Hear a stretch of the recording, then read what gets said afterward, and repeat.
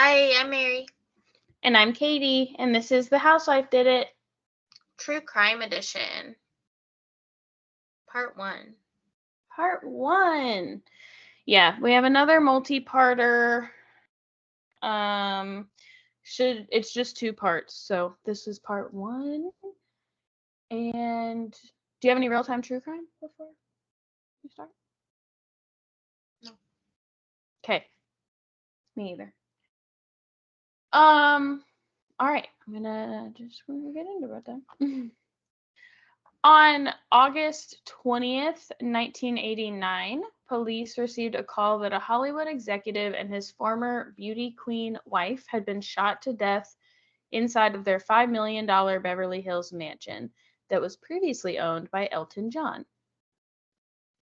Jose and Kitty Menendez had been shot beyond recognition, with 6 shots to Jose, nearly decapitating him, and 10 shots to Kitty. When their 2 sons, Lyle and Erik, returned home that evening, they smelled smoke in the air and then found their parents' bodies. The affluent community started getting nervous after these murders, especially those who worked closely with Jose Menendez, fearing that this was somehow connected to the mob. Before I continue, a content warning for child abuse, child sexual abuse, and themes of suicide. I promise my next case, I'm deviating from the child sexual abuse. I don't know why I did this to myself and to you lovely folks. I'm sorry. My next case is like survivor awesomeness. So Nice. We need some awesomeness. Jose Menendez was a Cuban immigrant who originally came to the U.S. at the age of 16. While in college at Southern Illinois University, Jose met Kitty Anderson. He married Kitty, whose legal name was Mary Louise, when he was 19.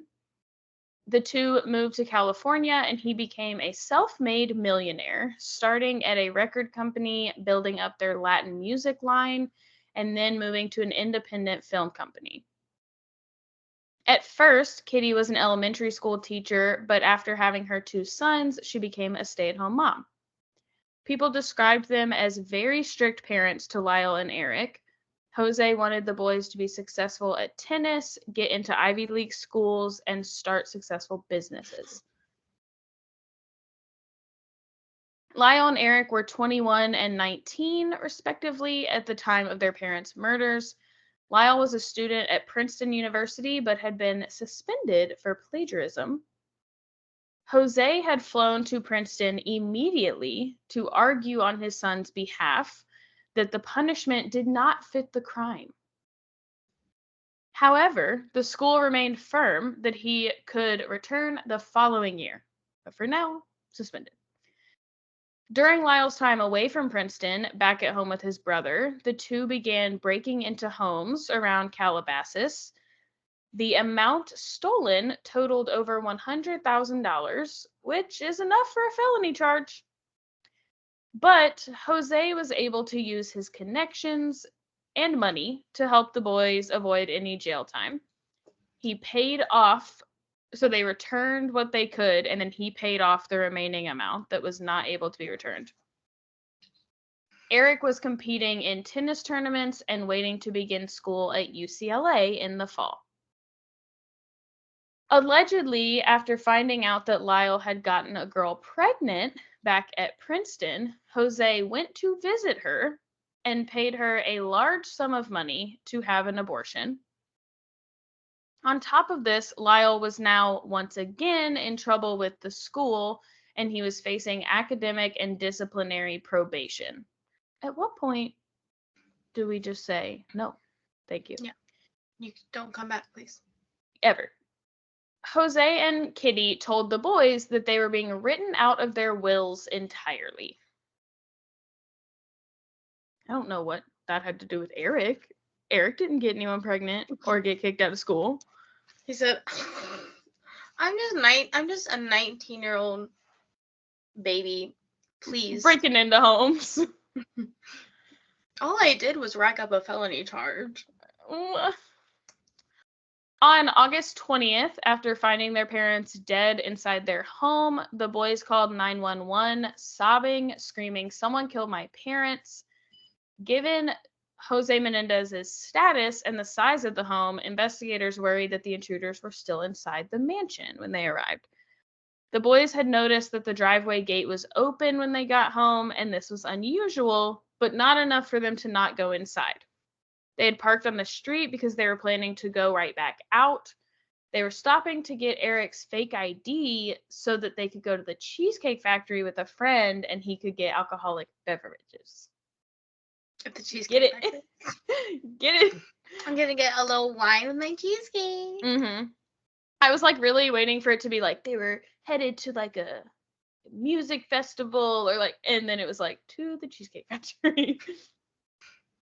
Many people thought that the boys seemed too cold at their parents' memorial service, and others were still stuck wondering if this was a mob hit, does that mean that Jose was secretly involved in organized crime? The boys were shocked to find out that they were, in fact, still the beneficiaries of their parents' estate, which came in between $8 and $14 million. Wow. Due to all of the speculation that this was a mob hit, Lyle hired bodyguards, fearing for his own safety. Eventually, the bodyguards felt like Lyle didn't seem scared anymore, but by this point, he had formed a sort of father-like relationship with one of them, so I think they kind of stuck around. The boys went to stay with their aunt and uncle, Terry and Carlos Beralt, where police came to interview them. Here, they provide some more details of their evening. The boys had gone to see a movie and arrived around 8 p.m. They were originally planning to see License to Kill, but either the line was too long or it was sold out. Conflicting reports.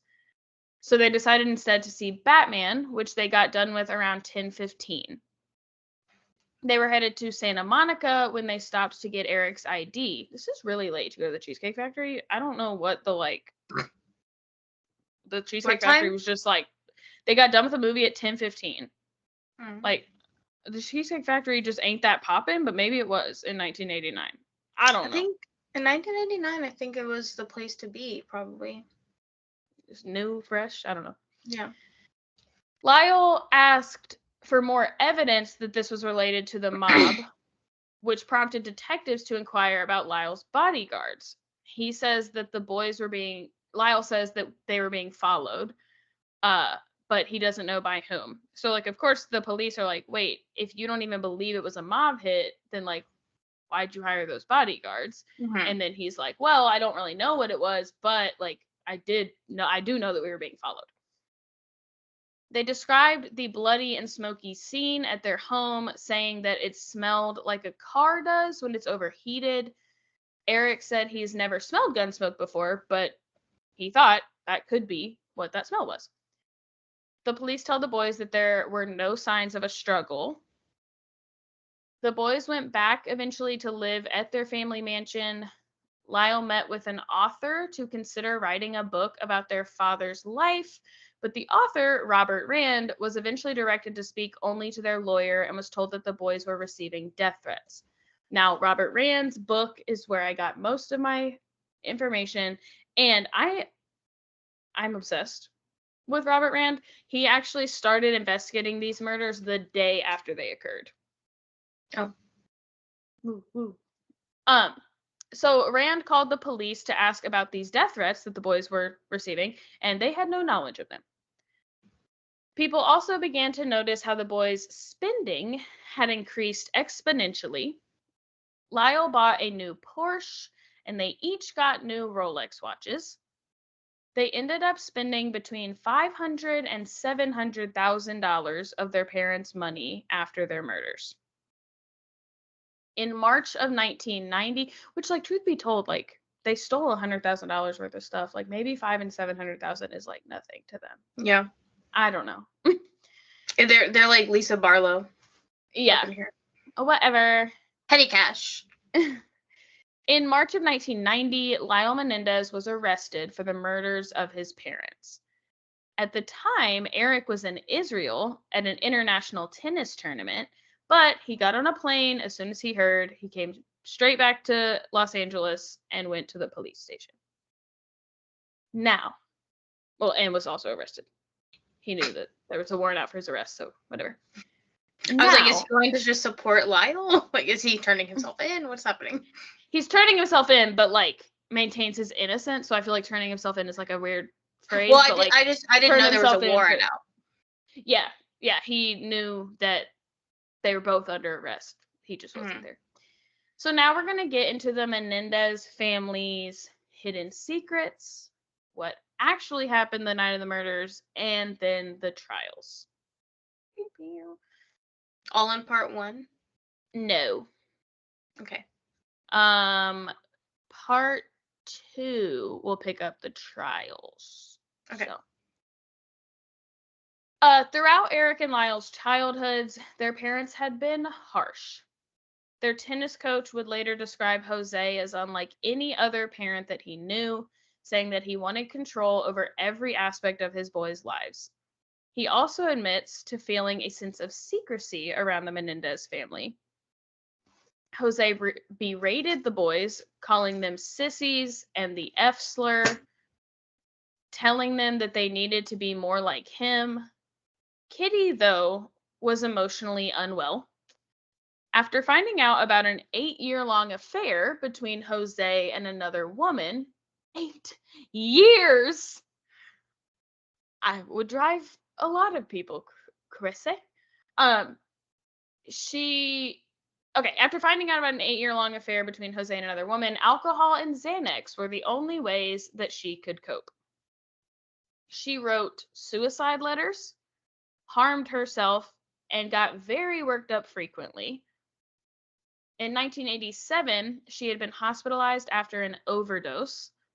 She was being prescribed Xanax 3 times daily, so she had access to a lot of it.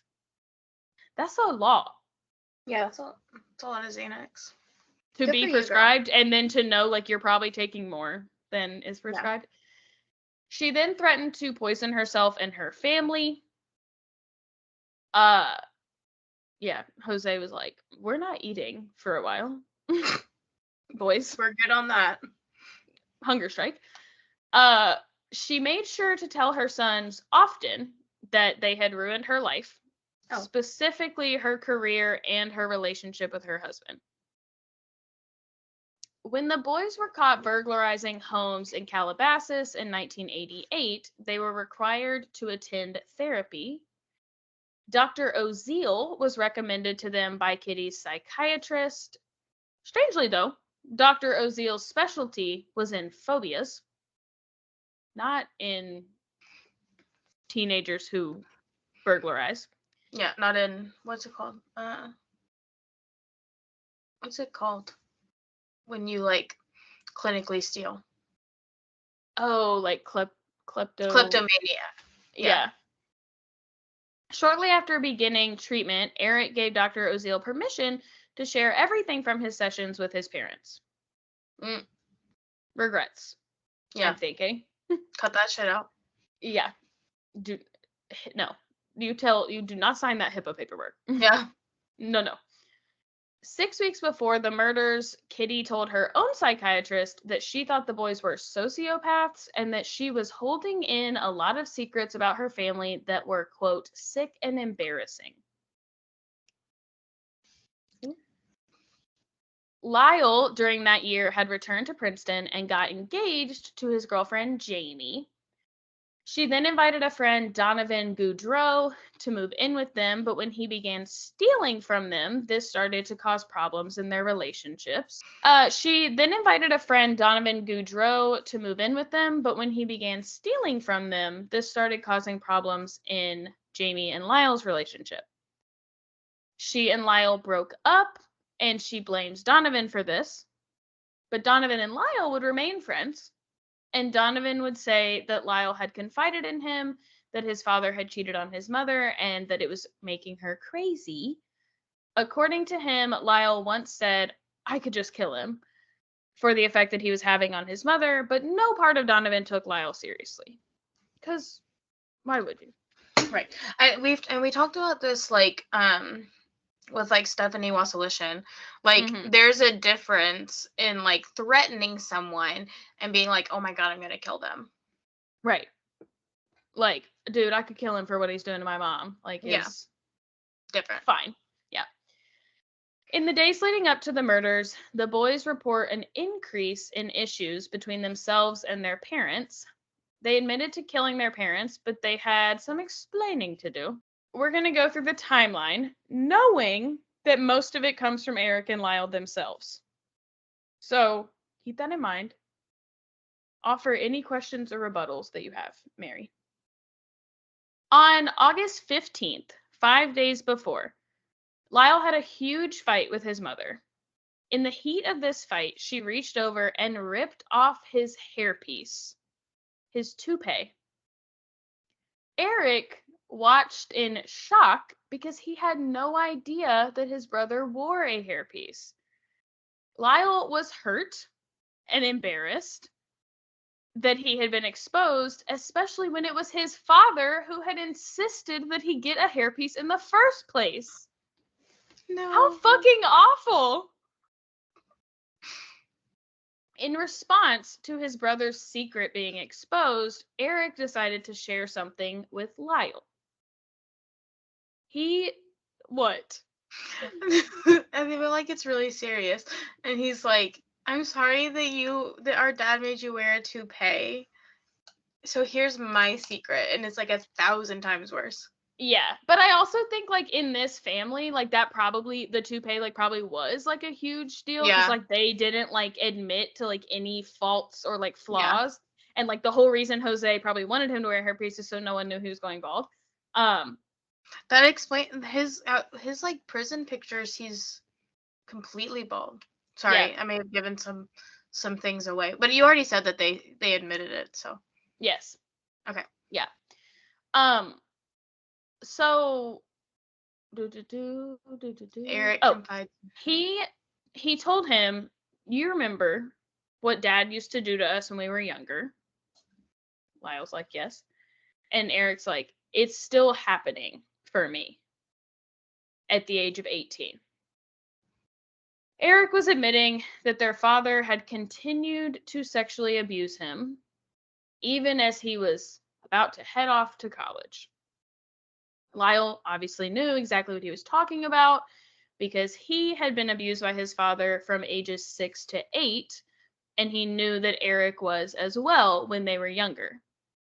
Erik was also telling Lyle that Jose was making him live at home since he was now going to be going to school nearby at UCLA. So Erik is scared. Mm-hmm. The next day, 4 days before the murders, Lyle went to their mother and asked Kitty for her support in moving Erik to Princeton to end the abuse. Kitty told him that she knew. She had always known. And she would not be helping him do that. Bitch, what the fuck? Instead, Kitty would go tell Jose that night what the boys were discussing and planning. Kitty, girl. I always thought she was kind of like an innocent victim in all of this. No. Oh, no. On August 17th, 3 days before, Lyle went to talk to his dad, who, thanks to Kitty, already knew this was coming. Lyle told him that he knew the abuse was still going on. Jose's response was, quote, "What I do with my son is none of your business," end quote. Lyle replied, "You are a sick person, and I will tell everyone about you." And Jose said, "Everyone makes choices. You've made yours, and Erik has made his." What in the literal fuck? It sounds like... What's Erik choosing? It sounds like you've made Erik's choice. Right. Erik's choice would be to go to Princeton, which is what they're asking you if he can do. The two boys said that they became terrified for their lives. They had now confronted their dad, telling him that they would expose him, and he had always made threats before about what would happen if they told anyone. He had told Erik that if he ever told anyone, he would kill Erik and everyone that he had told. They went out that day, and the boys bought 2 shotguns, using an ID that Donovan Goudreau had accidentally left with Lyle a few months before. Uh-oh. I will note, just for funsies, I will note that there was a mandatory waiting period for handguns, but not for shotguns. So they bought those immediately. Yeah. No worries. On August 19th, the day before the murders, the parents wanted to go on a last-minute fishing session at night. The boys thought this was weird, but what they didn't realize was that the captain had actually recommended evening time for fishing. But they didn't know that, so they were like, "What in the fuck? We're about to get pushed in a lake." Yeah, and left there. I don't like this. Great. And I don't really know the details, but like this is like California. I think they were going in the ocean, and it was like something about sharks. Like I don't know if they were like shark fishing or like just shark watching or like what. But like this is like the fucking ocean. Like yeah, that's scary. They tried to avoid going, staying out until the time that their parents were planning to leave. But when they got home, their parents were still there and they were ready to go. Come on, boys. They said, we'll go as late as we have to. Yeah. So they went, and the captain will later say that he found it very strange that the boys sat nowhere near their parents and that no one talked the entire time. The poor captain. He's like giving them recommendations. He's like, come at night, like it's the best time to see the sharks, and like bring your boys, like they'll love it. And then he's like, why is nobody having a good time? Yeah, like imagine these, like the tour guides that are like, and then look to your left, and like no one's looking. Like they're just like staring at the ground. Yeah, we when I went to Destin a couple years ago, we went on a tiki cruise, and there were dolphins, and the like cruise drivers were so excited. They were like, yeah. They like stopped the tiki boats. They were like, everyone look! They're so excited. That's this guy. Yeah, well, not after it started. He said, "Oh, that it's not going to be that kind of trip." Got it. Mm-hmm. When they got home, the boys left again. I don't know where they went, but they left. They said, oh, "Get us out of here." But when they returned later in the night, they were locked out. The doors had all been locked, and I think they maybe just forgot a key, but I think I had read somewhere that like they weren't allowed to have a key. So I'm not really sure on that, but their mother was pissed, and she was screaming at them that she had been woken up to let them in, and then she did finally let them in, and they immediately just ran to their rooms and locked their doors.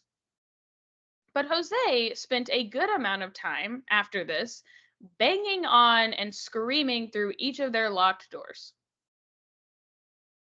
For why? I don't know. On August 20th, the day, someone called looking for Lyle, but he heard his dad tell them that Lyle would be out shopping all day.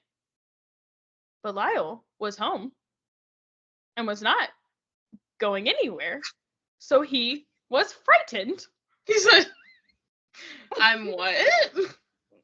Right here, Dad. I'm right here. Okay. Remember the door you were banging on that I still haven't opened? Yeah, I'm right here. So scared for my life.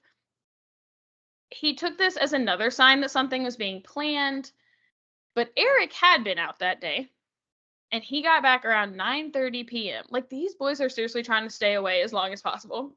They're like, let me come back, hopefully everyone's asleep. He came without a key. Yeah. I would rather be outside.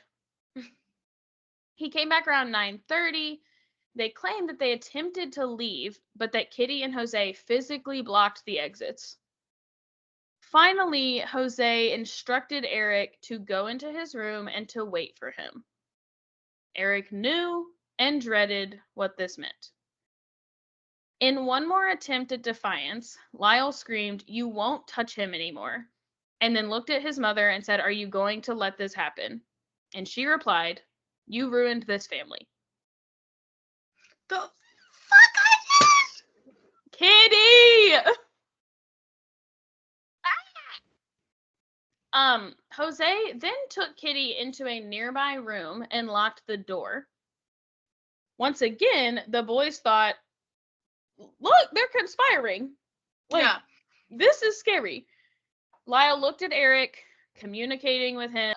Lyle looked at Erik, communicating with him that it was time. They had no other choice now. They ran outside and to the guest house to get their 2 shotguns. Obviously, there's like a little bit of debate if Jose and Kitty are in a locked room and you can run outside, you could just keep running. But Fair. fear is the real thing. And perhaps they needed a longer term solution. Yeah, and desperation. Yeah. They ran, or when they returned to the house, they went in firing. After shooting their parents almost 20 times in total, they picked up the shells around the house and tried to come up with a plan to get rid of the shotguns. They attempted to go to the movies to get tickets for a screen time that would provide them an alibi, but they were unable. When they returned home, they parked on the street and entered the open gate, went inside, and called 911. Lyle speaks to the dispatcher through sobs, and you are able to hear Erik in the background distraught. Lyle tells them, "Someone killed my parents," and you can hear Lyle yell to Erik, "Erik, get away from them." So, like, presumably Erik's, like, trying to help them or, like, at least touch them. Yeah. So, I think, like, also there's so many, this was made into, like, multiple Hollywood movies, where, like, the boys are, like, shown, like, holding the phone and, like, being totally calm, but being like, "Ah!" And so, like, I think that's people's perception. But obviously, like, we don't know. Like, we weren't there. Like, I think the idea that they could have actually been sobbing is, like, very reasonable, despite the fact that they were the ones that did it. When the police arrived, they worried that the brothers were still in danger and that those who killed their parents could still be in the house. After clearing the home, they spoke to the boys about what they saw. The boys were not suspects, so the police did not perform gunshot residue testing on them or their clothing, which is not the boys' fault, you know? One investigator does say that he thought they may know more than they were letting on. The boys had described the smell of smoke when they first entered the home, but investigators found a broken window, which would make it difficult for a smell to linger. They also wondered if this were a mob hit, would they have really picked up their shotgun shells? It sounds like in hindsight, they had some suspicions, but not enough to run testing or bring the boys in for questioning. So, again, some regrets. On August 31st, 1989, the brothers had a computer expert come in to look through their parents' computer. It is said that Lyle asked the expert to search for a file using the keywords Erik, Lyle, Will. The expert later said he assumed all 3 were names. And they told him to erase the file if he found it.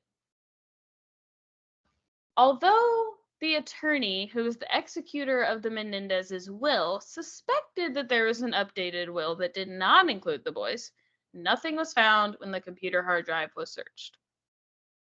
So, that's suspicious. On August 31st of that same year, Erik had a therapy session with Dr. Oziel.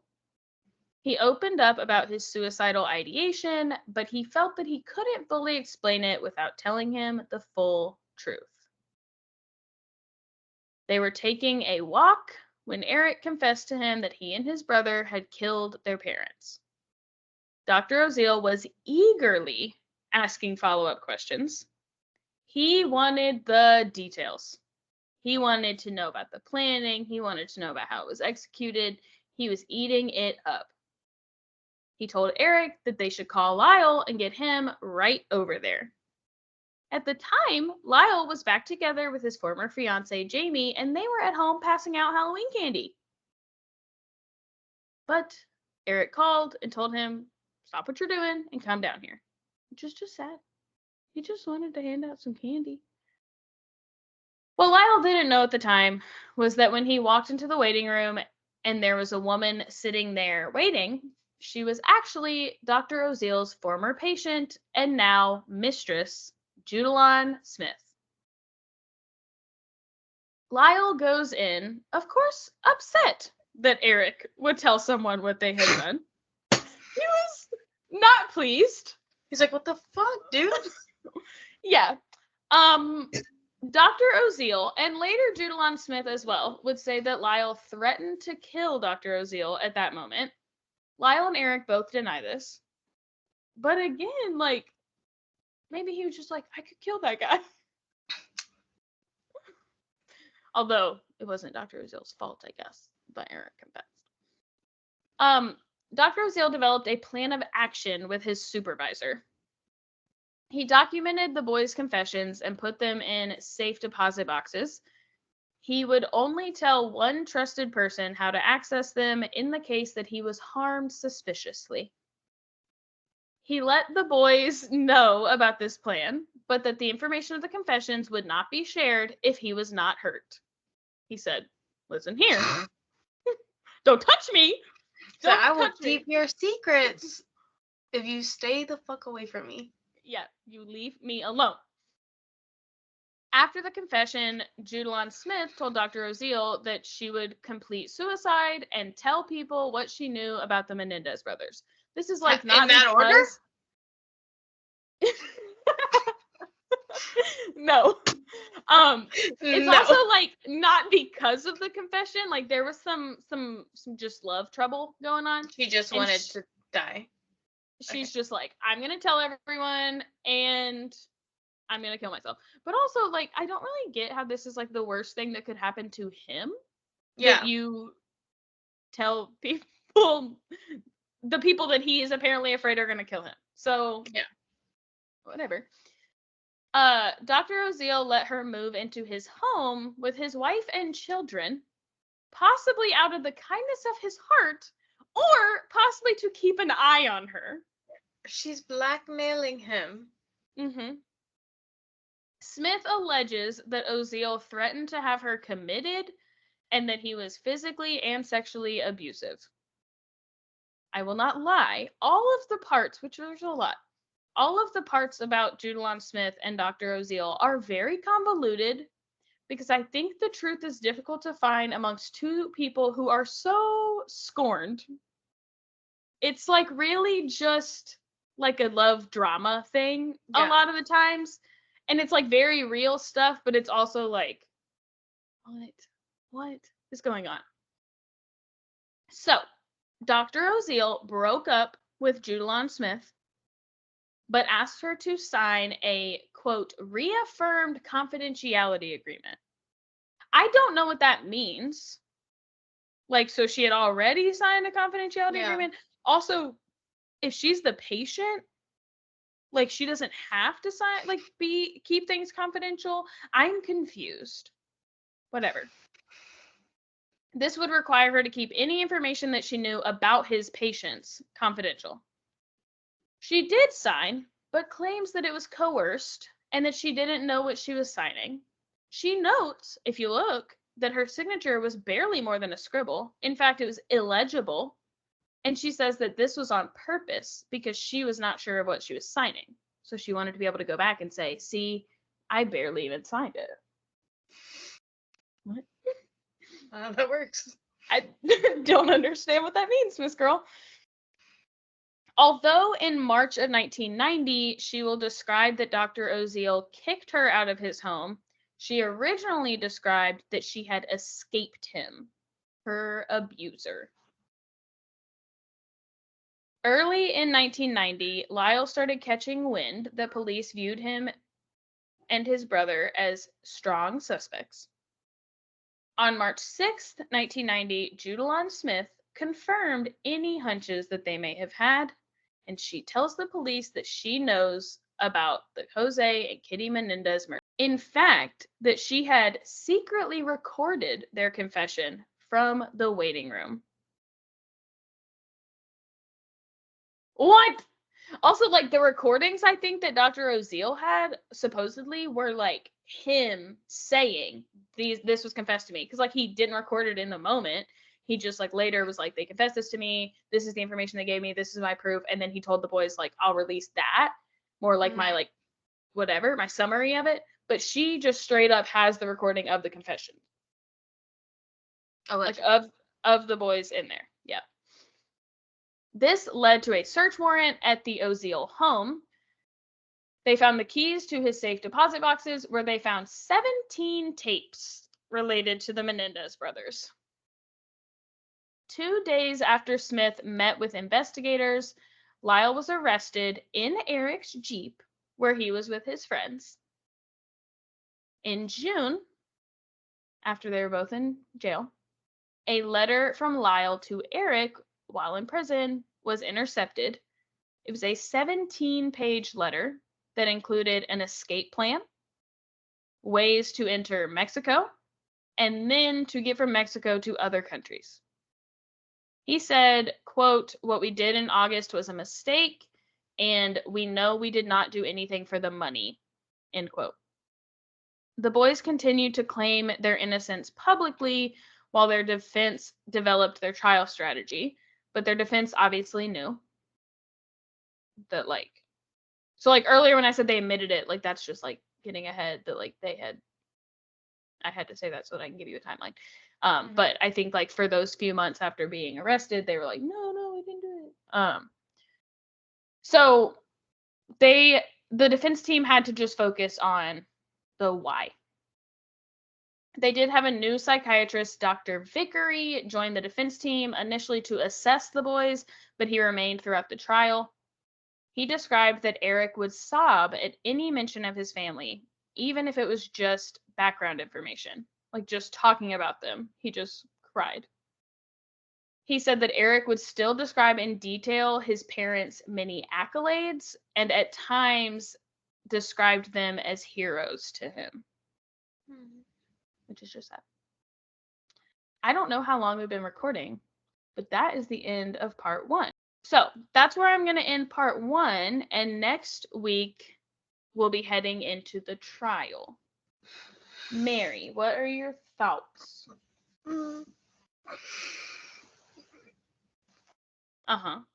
Aerobics.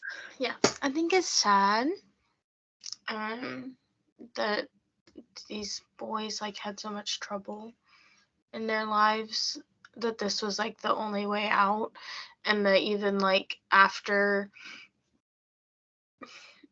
admitting it and like going to jail and like awaiting a trial, they're like still trying to like get away from it, because like I don't know, there's not justice for the crimes against them.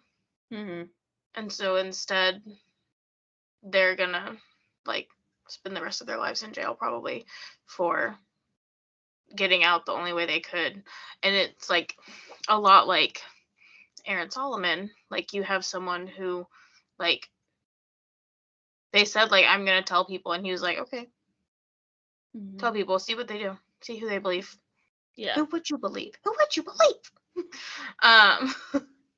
But like, yeah, I think it just like when you're talking about like them escaping and going to Mexico and stuff, like they just want like this to be behind them. Like, they're not like a threat to society. Yeah. So, I mean, I guess you've like answered, and obviously like you know this case a little bit. Most people do. So, like so far, you do believe that like this is sad for them, and that they were victims of abuse. Yeah, I mean, it's like I don't really know that it's up for debate in my mind. They are not the only people who have said that they were abused by Jose Menendez. Like, yeah, don't take my part 2 away from me. sorry, But I'm just saying, like, yeah, when you look up like Menendez brothers, like there is a third person that gets brought up. Yeah. Well, A it's lot just now. like this was such a like this, and this will come in the trial, but like this coining of the phrase like the abuse excuse like comes from this trial. And I think like yeah, there's obviously a question of like, does it matter, Yeah. that like you still can't Yeah. just go Am I killing people? saying that you can take a life just because you're scared? No. But I think The law says. I think in general, it's sad that someone thinks that that is their only option. Even if you're saying it's not. Yeah. They were put in a position to believe that there was no way out. Yeah. Alrighty. So yeah, it's a little short episode, but I didn't really want to make everyone saddle up for a 2-hour. So that's where we're gonna end. And we'll be back in a week for part 2. And yeah. Bye. Bye.